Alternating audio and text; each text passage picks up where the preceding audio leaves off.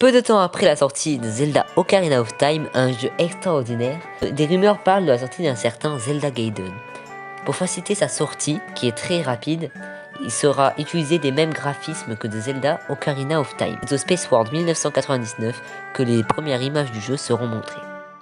Et c'est suivi de sa date de sortie et son nom qui sera annoncé en mars 2000. Le nom du jeu passera de Zelda Gaiden à Zelda Majora's Mask, le Zelda qu'on connaît aujourd'hui. Mais on n'est pas ici pour parler de l'histoire de Zelda Majora's Mask, on est ici pour parler de ses easter eggs. Salut, c'est Nino. Et aujourd'hui je parlais des easter eggs dans Zelda Majora's Mask. On va passer au premier easter egg de cette vidéo, la GameCube. Mais avant de commencer, je vais vous laisser écouter cette merveilleuse musique.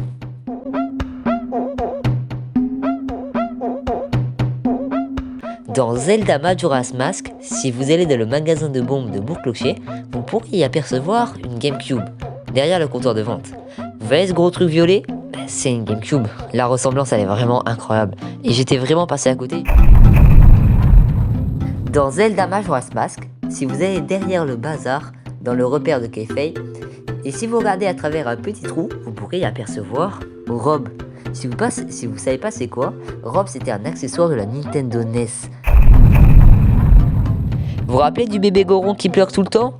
Eh ben, si vous allez dans le village Goron, plus spécifiquement dans la chambre du bébé Goron, vous pourrez y trouver une Wiimote, une manette de la Nintendo Wii. Bon, vous le savez tous. Et ouais, le bébé Goron, ils aiment bien jouer à la Wii, hein. Ça se tape des Mario Kart. We're gonna get you, assholes. Just know that. Avant de commencer les recherches sur cette vidéo, je connais absolument pas cet objet. C'est le 10 Billion Boy. Si vous allez sur le comptoir du stand de tir de Bourg-Clocher, vous pourrez apercevoir un 10 Billion Boy. C'est un jouet commercialisé par Nintendo dans les années 80. Bon, c'est normal que je connaisse pas. On continue de la catégorie des choses que je ne connaissais pas avant le début de cette vidéo, c'est le Love Tester.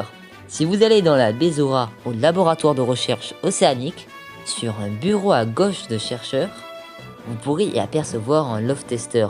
C'est également un jouet commercialisé par Nintendo dans les années 60. Alors là, si vous connaissez, bien joué.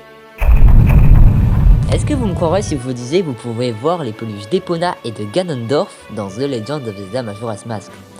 Quand vous allez dans le ranch Romani, plus exactement dans la chambre de Romani, sur une étagère, vous pourrez y trouver une peluche à l'effigie d'Epona, qui est en haut. Et si vous regardez au sol, dans l'angle de cette étagère, du mur, bien caché, vous pourrez y trouver la monture de Ganondorf. Pour le dernier easter egg de cette vidéo, on va passer à l'easter egg le plus connu de ce jeu. Un masque de Mario peut être trouvé sur le sac à dos du vendeur de masques. C'est une référence plutôt sympathique parce qu'on sait qu'il y a beaucoup d'easter eggs entre Mario et Zelda, comme dans Mario 64 avec la dalle en pierre. Je sais pas si vous connaissez, peut-être que je ferai une vidéo un jour dessus, on verra.